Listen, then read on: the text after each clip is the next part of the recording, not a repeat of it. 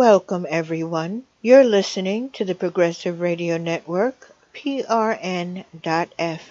I'm Kathryn Davis, and this is Heart of Mind Radio for the New Millennium. Our interview is with a guest pre-recorded, so the events mentioned in this broadcast have transpired already, but because the guests that were at the event are so interesting and provide a very unique resource to all of you who are listening, I decided to keep it in so that you could do some research, look up these people, these presenters, these physicians and healers, and maybe get insights on how you can approach your own healing process. And today we're going to be speaking about many issues with regard to your health with my guest, Immacula Olagario. And she is a Commissioner of Human Rights in Nassau County. And Immacula is also President and CEO of Yes I Can Seminars, an LLC. And she is a life and wellness coach, a holistic health counselor, intuitive healer, colon hydrotherapist, an herbalist, a speaker, author, and she's a TV show host for Living Raw Foods Chef. So I could say a great deal, I'm sure, but we're going to really get into this conversation. She has a blog post, yesicandoittoo.com blog, and a cable vision TV show on channel 115 on Saturdays at 3 p.m. Passion, Purpose, and Gratitude. So I am of a feeling that we are indeed kindred spirits, and we move along the same path in our work. So I'm very, very happy to have you here with me today. Thank you so much for having me, and it's such a pleasure to be here, and a big hello to all the fans. Excellent, excellent. And I'm sure people will be listening, and you could always go to their website and look up Heart of Mind under today's date for those of you who want to listen or share or download. And you can make sure everybody knows, everyone you know who's in Nassau County and beyond, because people can get on the train. Right. You can participate in these events. I'd like to start out, if you could tell us a little bit about your role as Commissioner of Human Rights in Nassau County. Okay, as a Commissioner of Human Rights, it's not only just health. We also take care of housing, employment discrimination, and any kind of discrimination, and sexual harassment as well. Well, that's a lot. And most of us, or many of us, believe that health is indeed a human right. Correct. So it makes sense that that would be included. Yes, yes. So tell us something about the Nassau County Commission on Human Rights Cancer Prevention Symposium. I know that you yourself were going to be presenting there, but what is the whole thrust and emphasis of this event? Okay, the symposium is going to be talking about true prevention, because when you have cancer, you have to wait until you have the cancer to prevent. But the true prevention is how you eat, really going to the doctor and making sure that you're getting your exams, and the way you eat, the way you live. We also have Salad Master, who's going to be presenting with us, and they are going to teach the way to eat and to really get all the benefit of eating. We have the Rotary Club, who Ronnie Kessler is also going to be presenting. He had bladder cancer, and what he did, they used the tuberculosis vaccine in his bladder. They injected him to cancel the cancer in his bladder. Really? That's very interesting. Yes. So that's, and then we have another young lady who is going to be presenting. She's going to be on the panel. Her name is Lison Basile. And Lison had colorectal cancer. And she feels that it's important that people know that it is not something that you should be quiet about. And she did some conventional and some holistic. And I have another medical doctor. Her name is Colleen Kentave. I'm not sure which one she goes by, Sengos or Kentave, but she is a medical doctor. She's an oncologist. She's going to be talking on prevention as well. We have another medical doctor. We are not sure if he's going to be there. He's a GI doctor. He actually has a colon hydrotherapy device in his office. Wow, that's rare. Yes. And he is in Garden City, and his name is Dr. Christopher Dimitriou. So he will be there also, and I'm hoping that I didn't miss anybody else. And my story is going to be highlighted because I personally had cancer. I had colon cancer. I went from a size 8 to a size 00, weighing 98 pounds. And I'm now about 115 pounds. I went down about 5 pounds. I'm usually 120. And I did nothing but holistic. I became a raw person. I was already a vegetarian, so I did the Ann Wigmore program. And I also married the Ann Wigmore to the Hannah Kroger, which is parasites and other things, doing Reiki. So all of that is going to be shared at the event. Excellent, excellent. And people can get more information. How would they get more information? By what website or? They could go on the Nassau County Human Rights Commission website. There would be information there. Yeah, it says here Nassau County, New York.gov. So on that site, they would find something. Correct. You will be able to find something there. But I really would love to go a little bit deeper into your experience and your work, because you are a life and wellness coach, holistic health counselor, and you do help people through some of these issues. But you have this rich experience preserving your own life, really, learning to move through this diagnosis of cancer. So we could start wherever you'd like to start. Would you like to tell us a little bit more about the work that you do? Or do you think you want to go into your experience and how your work played into it? The work definitely was... I had no idea. I was a hairdresser before this. Okay. I had no idea, and I owned a hair salon for 20 years. So I had no idea I was going to go from hairdressing to all of this. But I'm thankful for the journey of hairdressing, because my days in the salon was hair loss. And hair loss took me to nutrition to find out the medicine that people were taking that caused hair loss, to stress level that could cause hair loss. And it was a journey. And that kind of propelled me to stop looking into the next hairstyle, the next haircut. Haircut is going to be the same. So I stopped learning, and I started to go into the holistic field as the hair salon was still alive. And I would recommend my clients to go get colon hydrotherapy, and I was getting colon hydrotherapy. I was looking to see, to heal from the inside out. And that healing started when I went to, my daughter recommended this young lady to me. She is in the city. Her name is Nasim. And she started to teach me. She says, "Oh my God, you love this so much. Let me start teaching you." And when I got sick, she helped me save my life, along with my mentor, Hayota Cromer, who is all the way in Michigan. But when we met, she felt that nobody would give me a colonic once a week for 6 months. And I was doing enemas 2 times a day because I had 2 masses in my intestinal tract. One near the liver and one in the cecum. So there were 2 big masses the size of a golf ball. So in order to dissolve them, I was doing those things, and I was doing Reiki every day. And Reiki was not something that I even intended on learning. And it just called me. And when I started doing all of those things, and I started to see the difference, I have to say, when I first got the diagnosis, the doctor told me there was no hope. And I remember sitting across from him, and I said, "Not in my body." And I rejected the diagnosis. This is not something that everybody will do or will be willing to do.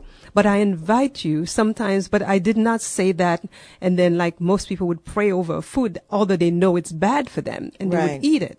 I did something. when I called, I was looking for Ann Wigmore Center, and I finally found somebody who was willing to help me.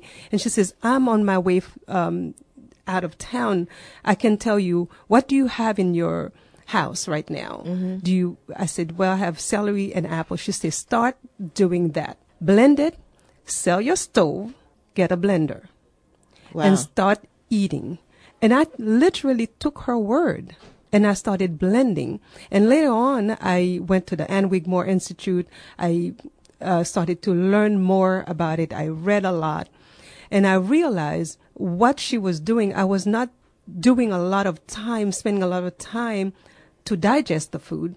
So the food was being used as fuel and as just new material to rebuild my body. So, and I got the first book that I had was Rebuild Your Health from Ann Wigmore. So those are the things that I started doing. And then that kind of took me into colon hydrotherapy again. And I was working at an integrative center, I think where I'm not sure if Dr. Kokai is still here, but that's where Dr. Kokai used to work there. Okay, I remember, yeah. Yes. And when I told a woman of my life journey, she said, you're natural. We're going to start you doing colon hydrotherapy. So that's how I started with Barbara Chivis, who taught me colon hydrotherapy. And now I'm on my way to become an instructor. I had no idea that the journey was going to take me there. And then in between, I'm doing Qigong, I'm doing so many other things. I became a raw food chef. I went all the way to Jamaica to learn it for 2 weeks. It's like I was on a journey to health and healing. I wanted to first help myself. And I have to say, the first time I really had such a connection with God, who told me, woke me up in the middle of the night. I'm like, okay, no, I was burning with heat. And I'm like, okay, I'm not menopausal. This is not it. That's not the way I've heard everybody describe it. And when I woke up, I had just purchased 3 books. Those books were on my bed, and one of them was the wheatgrass book. And God said, go to that book. And I read part of it, and it says, okay, now go to the Bible. I says, God, I'm Catholic. I don't know the Bible. It says, go to Genesis. So when I got to Genesis 1, verse 29, where it says, behold, I have given you all the fruit-bearing seed, all the herb-bearing seed, which is upon all the face of the earth. To you it shall be your meat. After you heal yourself, he made a covenant with me that I would help others. It wasn't my doing. I would say God has really guided me through this journey. And I'm happy that I was not angry or upset that I had to go through this near death to come up on the other side and be happy and to be a different person, because cancer is an invitation for you to make a change, to embrace yourself. It's not a death sentence. It wasn't for me, at least. I can see that very clearly, because you're sitting here beautifully and radiantly healthy. So, in light of what you've learned and integrated, what is cancer really? What do you think it is? How is it? Is it an accumulation of just poor behaviors? Is it emotions? Is it spiritual? How would you describe what it really is? To me, it's all of it. Because when it happened, first I became a vegetarian in 99. I was already on the health kick. I had gone to a Tony Robbins Life Mastery where I felt like I was healthy. And that's when I started to do more colonics. I started to eat better.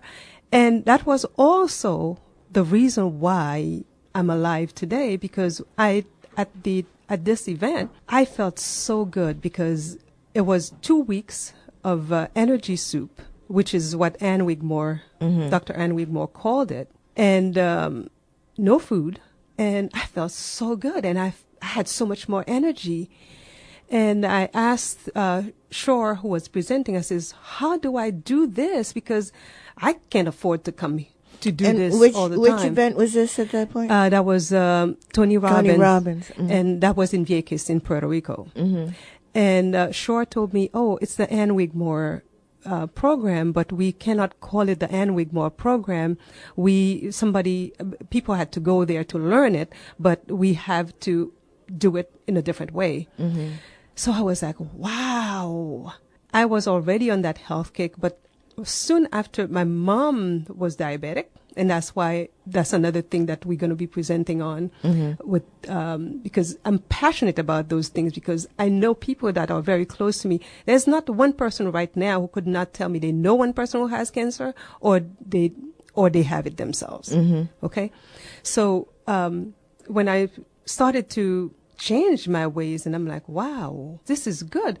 But after my mom passed away, the emotional trauma brought on that cancer, because my mom was home. She came home from dialysis on Friday. Saturday, my son took her to the hospital. Sunday, I went to see her after work, after the hair salon. Then Sunday, I went back to see her. I was supposed to go away. I did not go away because I didn't want to leave her. Monday, Tuesday evening, my mom waited for me at the hospital, and she was in a coma on Tuesday. Wow. I mean, the trauma of that and the stress, I was so devastated. I was in a functional depression for 6 years after my mom passed away, because then I'm trying to heal myself and I'm trying to do everything. It's like I lost my bearing. The lifestyle had already started changing it. We do have cancer every day, but if your immune system is not strong enough, you cannot kick the cancer out. And that's what I strive to keep my immune system healthy. Mm-hmm. Everything that doesn't serve me, I'm not going to carry you along with me. I'm sorry.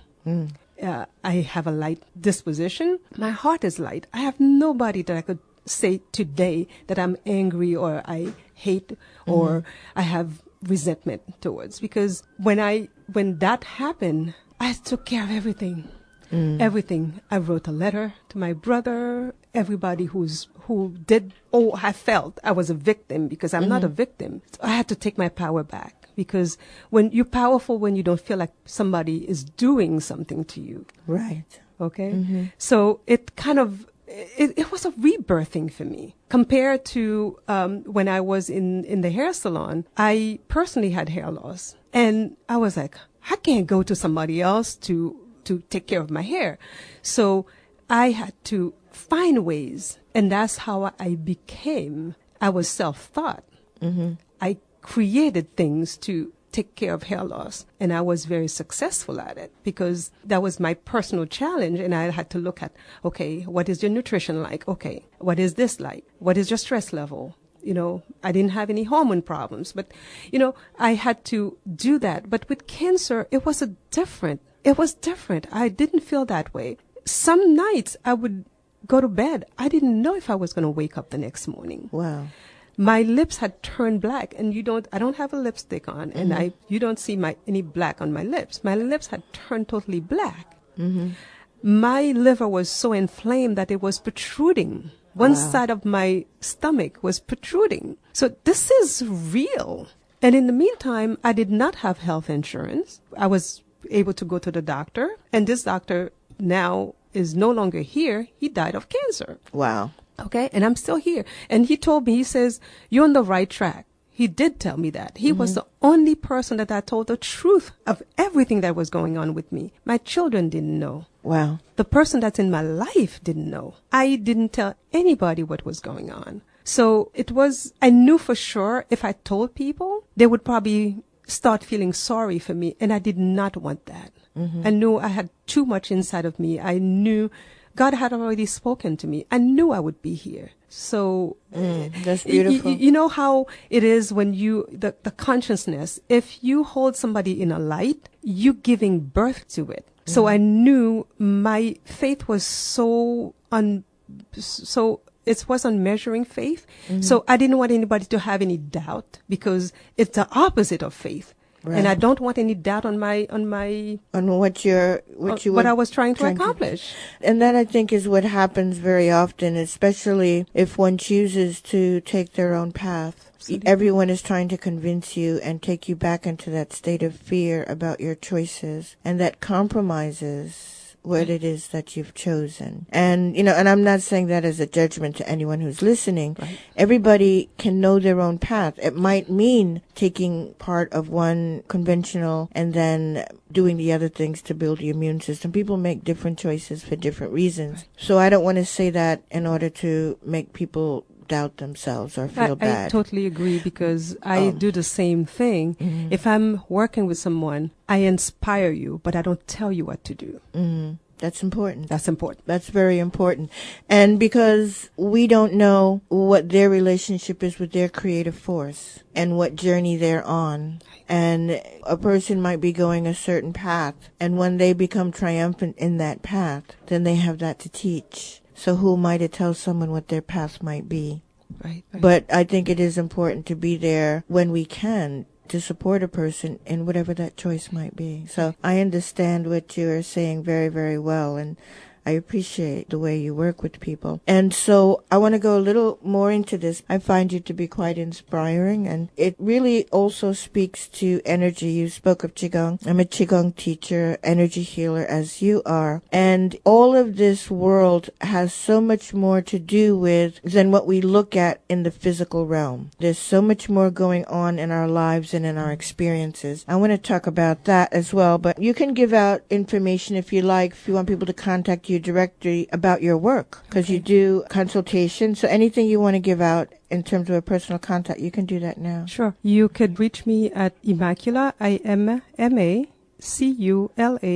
period, Olagario, Oligario, @gmail.com. And we can offer that information again before we are finished with the process. And I think it's really interesting that you were on this journey, but it gave you all these different ways of bringing things in. And so can you speak about integrating some of this stuff, and how were you able to do this without being rigidly obsessed? Because I find that when I'm working with people who are very knowledgeable about nutrition, about diet, raw food, whatever it is, there's sometimes a rigidity that sets in that almost undermines the good work that they're doing. And it strikes me that you've been following this path very flexibly and expanding gradually and mixing. So maybe speak about that a little bit. Okay. I'm glad you asked that question, because I wasn't always that way. I lost so many people.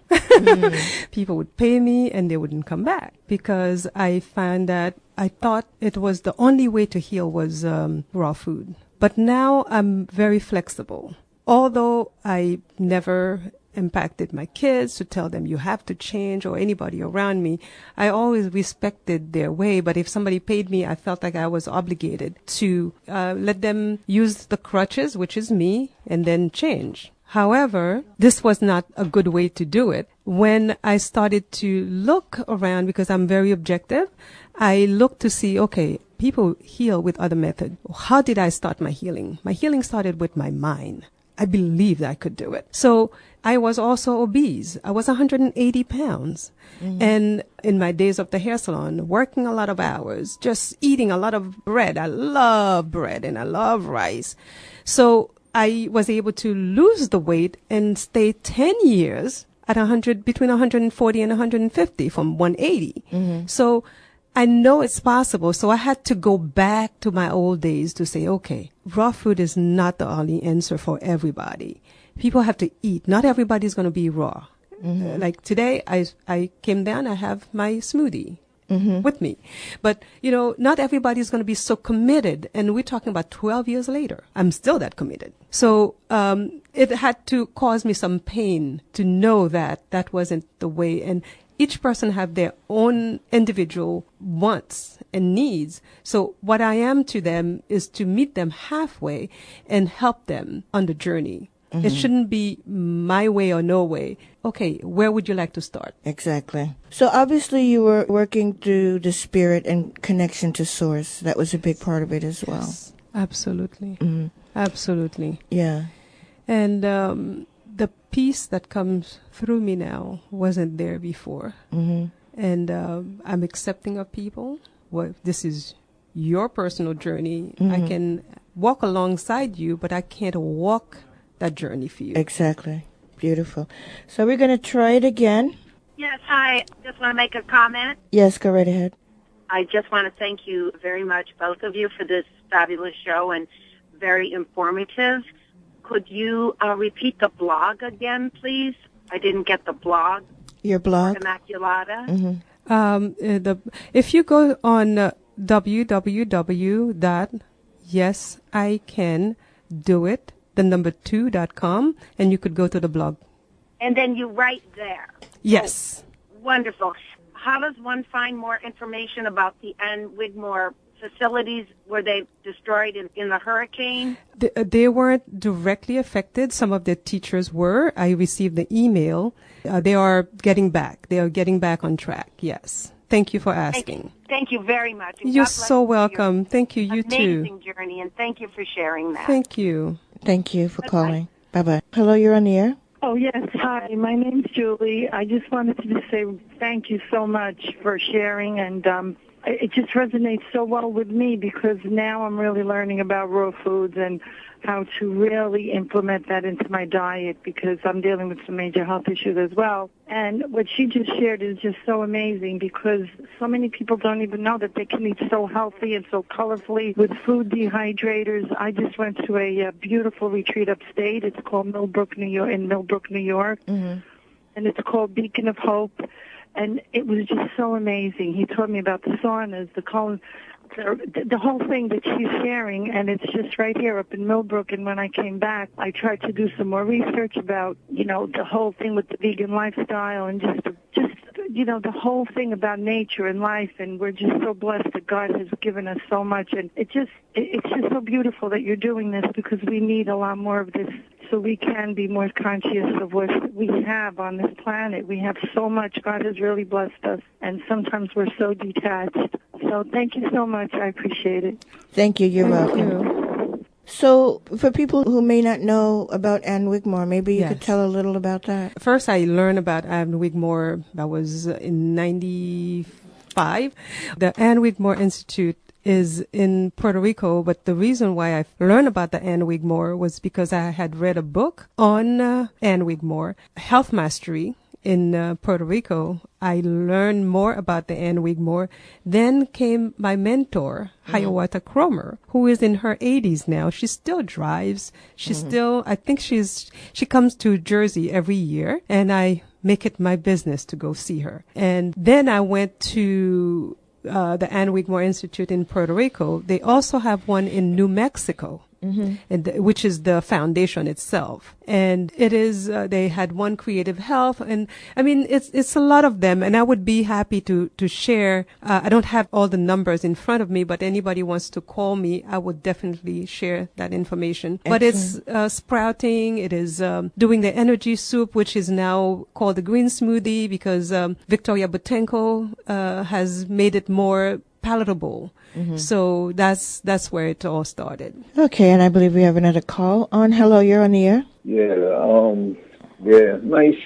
I'm glad I caught it. I really want to go out, but I think I'm going to give it to y'all. I'll stay until this is over. I was just going through something with myself. I've been fighting for a long time. I want to just start juicing instead of just, like food. I just felt like that would be better for my blood pressure. So I'm hearing you, and I'm just wondering, how many days did you go in a row with, or do you go in a row with just juicing as opposed to food? Since 2006, when I was diagnosed, I have been doing green smoothies every morning. That's how I start my day. And I would leave it with everybody who is listening right now. Would you join me for 40 days? Because that would make a difference. If you could do 40 days of green smoothie, and I can give you a quick recipe, either. Yeah, please do. There's the pineapple surprise, which I like so much because most people are familiar with pineapple. You could do 3 cups of spinach, 2 cups of pineapple, and I use moringa, which is a tree that I use the powder, a quarter of a teaspoon, start with that, on more moringa than that. And I use something called baobab. Baobab is a fruit that grows in Africa, and it's the inside of the fruit that's pulverized. It is a prebiotic. I use that, and then some flax, and blend it, and that would be your breakfast. And I've been using smoothies for 12 years, like I said. And that's how I start my day. That's beautiful. And it strikes me that I don't have those ingredients. But I'm remembering your story of the celery and the apple. If that's all you have. If what you have is where you start. Exactly. Yeah. Whatever you have. All right. Thank you, caller. Is that helpful? Yeah. It's nothing but a winner. I mean, everything, the whole show is a winner, as far as I'm concerned. Thank you. All right. Thank you for calling. And next year, we will be doing some shows, some symposiums with the Human Rights Commission, along with the Health Department. And we don't know who the partners are going to be yet. But we will be doing on diabetes prevention, on blood pressure, heart health, mental health, and obesity, and all kind of things to autoimmune, which is something that's very new now. So many people have it. So we will be doing more of those symposiums. That's excellent. This past year, I did a program in the Bronx Community Health Network, where I was training trainers to do the basic fundamental meditation and Qigong with the people that they do outreach with. And I think it's really important that we really build into our community work a way to extend that so that people are empowered to learn it and to be able to share it as well. And I think it's really, I have a lot of respect for what it is that you're doing. Thank you. Thank you. Let's take this next call. Hello, you're on the air. Hi. Am I speaking to Immacula? Hi, Immacula. This is Brother Kadir. Oh, my God. How are you? How did you find me? Oh, I listened. When I heard you on the radio, I said, I got to call in to say hello.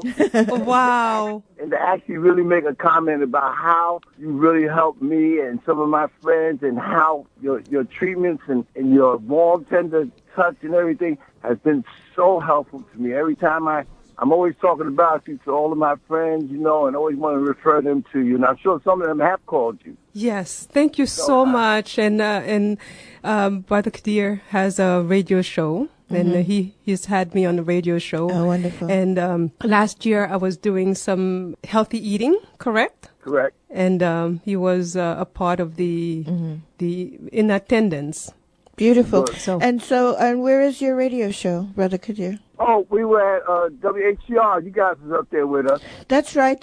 Yeah, we were up there for a while. I want to say, Immacula, when you do that again, the healthy eating, and I'd like to be a part of it. So just keep me in touch. And anybody that's listening, this woman knows what she's doing, and she's very gentle and very kind. Oh, thank you so much, Kadir. Thank you. Okay. All right. Thank you. Thank you very much. Bye-bye. Bye-bye. That was lovely. Oh, wow. That was very lovely. Well, we are approaching the final moments of today's program, but I have to say I'm so inspired by having you here. And it's nice to realize that there really is this community of I think many of us who are bringing healing into the world, who are doing what we can to make a difference. And sometimes it's encouraging to know that we each other exist. It really does help. So I'm very grateful that I was able to hear about your work. And actually you were recommended to me, so I was really glad to receive that information, that we could make this connection. Yes, absolutely. So again, my guest is Immacula Olagario. She is the Commissioner of Human Rights. And give out your contact information again for people who want to reach you directly, because you are a life and wellness coach, a holistic health counselor, intuitive healer, a colon hydrotherapist, an herbalist, a speaker, an author, and a TV show host, and a living raw food chef. Yes. My email address is Immacula, my first name, Immacula, Olagario, Olig as in George, Ario, @gmail.com. And I want to thank you very much for being with us today. It's been a pleasure. And for those of you who are tuned in, I'll just remind you that you're listening to Heart of Mind Radio for the New Millennium. I'm Kathryn Davis. For those of you who want to connect with me, please send an email to heartofmindradio@gmail.com, heartofmindradio@gmail.com, if you want to connect on any of those levels. And I invite you to go make yourself a smoothie.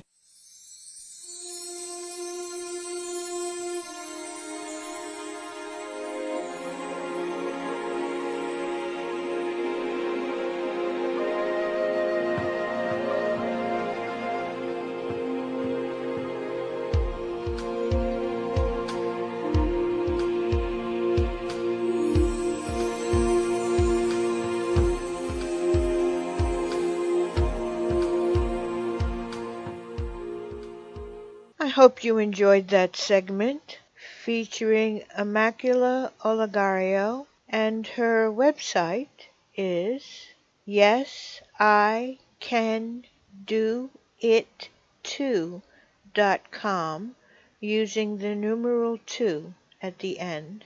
So stay tuned for our upcoming segment.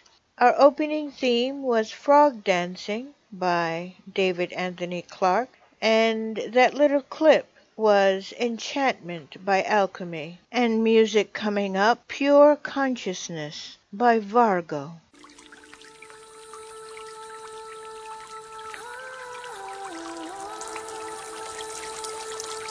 If there is nothing more than silence,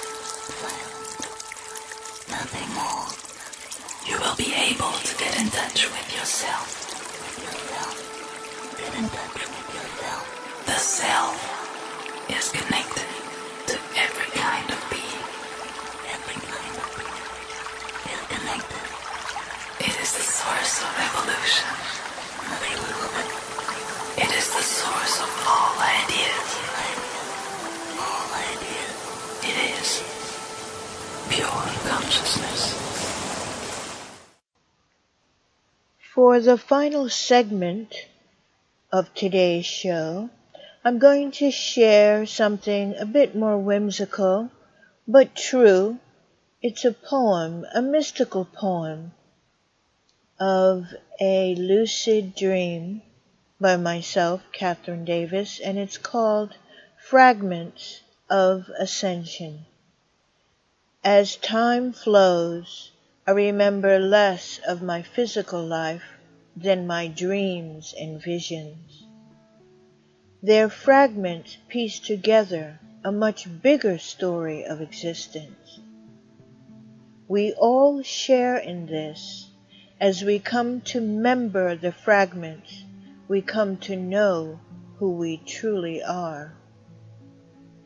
This story begins in being woken from sleep with the urgent words, "Get up!"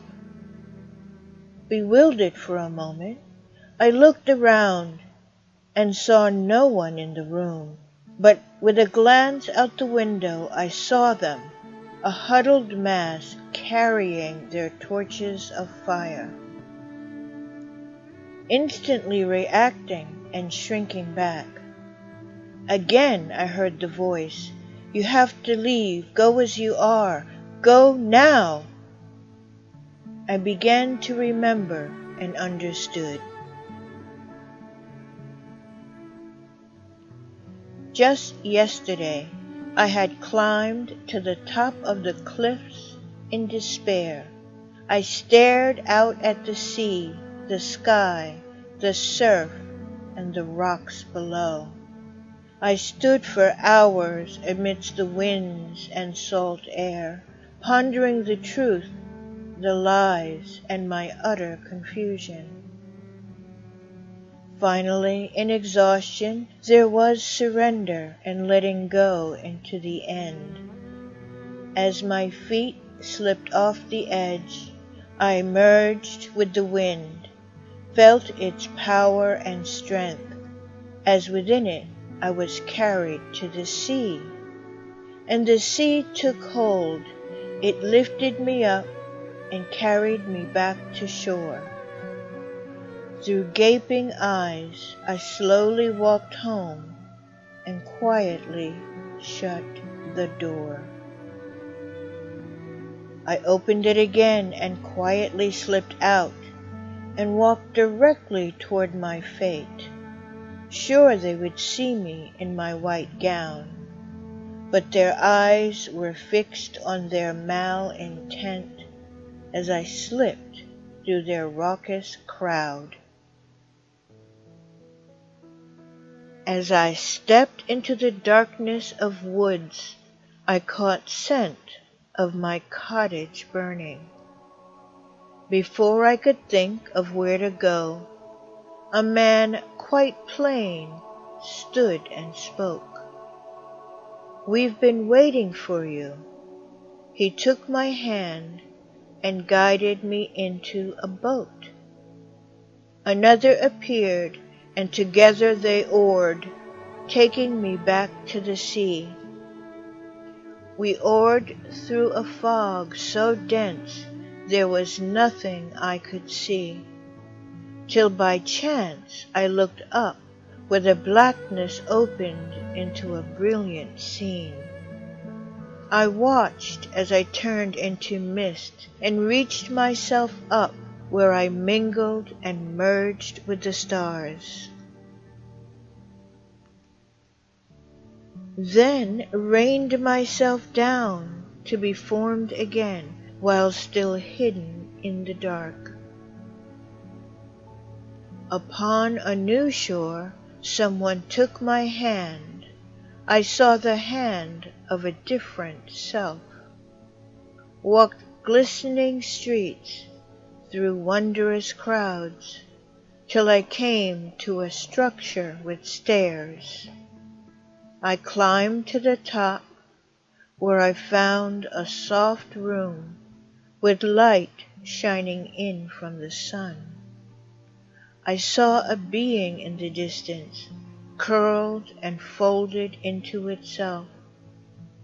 As I came close, he stood and turned toward the wall, gripping it for support. I felt his trembling in tenderness, not fear, so I embraced him. But his trembling did increase, and before I could speak, he melted away and poured himself into my heart. I interpreted this experience, and I do say experience, it was so much more than a dream, still vivid and present for me, even though this experience occurred in 2015. And I interpret this lucid dream as part of an awakening process in this life, in which I began and have begun to remember and merge with past experiences, other places, other beings, other lives. But in this particular experience, it seems that there was some trouble between myself and the townspeople, and I took a leap or slipped off a cliff. And it would seem that my beingness remained awake and alive. When I first had the dream, it hadn't occurred to me that this was an experience of transition between lifetimes. And I say this because of the very vivid experience of walking through the crowd in this white gown, which may have represented an afterlife experience, though in that experience I didn't recognize that initially. And being shepherded into this boat and taken out to sea is very similar to some of the archetypal transitional spaces in terms of going in a boat through the water. This is what we see in the Egyptian cosmogony.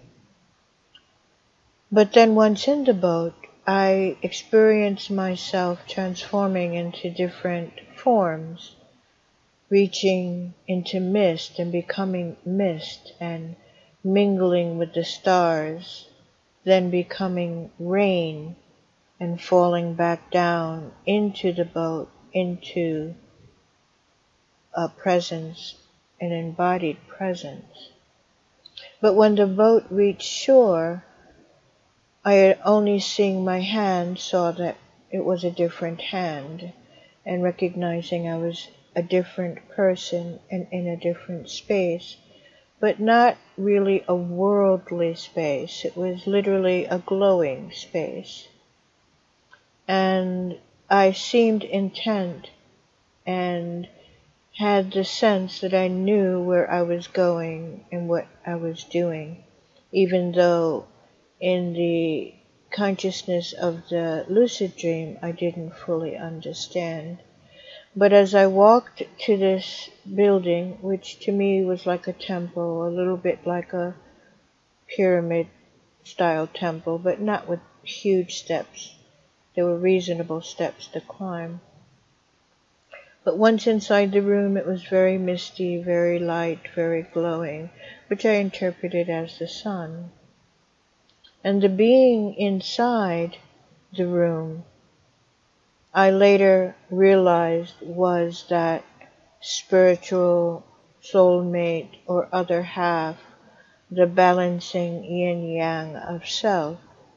And in that in-between space, between physical experiences, I was able to experience the merging with the spirit into my own heart. It was a beautiful experience, and I only share it, well, I share mostly everything, but it's just to let you know that we can have these experiences. You can make connection to spirit. Lucid dreams are real, and if we can begin to recognize them, we can have greater insight into who we are and how we can exist in wholeness in our current lifetime. Underneath the mystical poem, we heard Prayer for Compassion by David Darling, and now we're going to complete the program with another piece by Vargo called Silence. Again, you can reach me by email at heartofmindradio@gmail.com or by phone 347-480-1694. You can inquire about the program on PRN.FM on Saturdays at 6. A different program, slightly different, also on WBAI on Saturdays at 1 p.m. You can also inquire about private sessions or meditation and Qigong classes in various locations in Brooklyn and in Manhattan. Soon we'll be starting our Qigong classes in the parks, so look for that. And for links and information based on this program and based on my worldly life, go to the archive page at prn.fm for Heart of Mind Radio. Stay tuned for more great programming. Bye for now. Have a beloved and blessed week.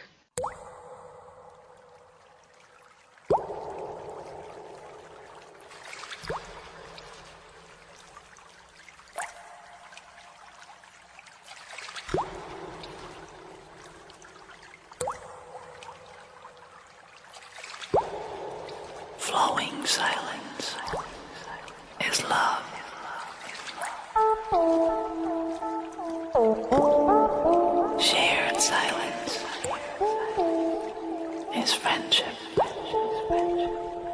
Silent scene